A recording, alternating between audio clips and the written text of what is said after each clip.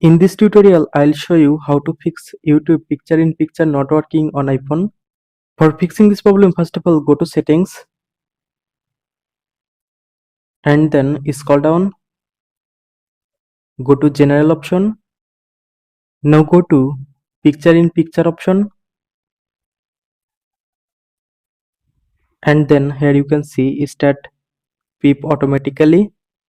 Enable this option and then go back. Then go to iPhone storage option. Now find YouTube app from the app list. Click on YouTube app. Now upload your YouTube app. Click on Upload app option. Again click on Upload app and then click on Reinstall app. Now wait for completing reinstall process. After completing reinstall process, now restart your iPhone.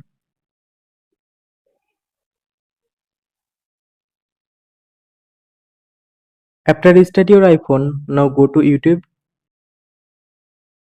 and say picture in picture mode is working now.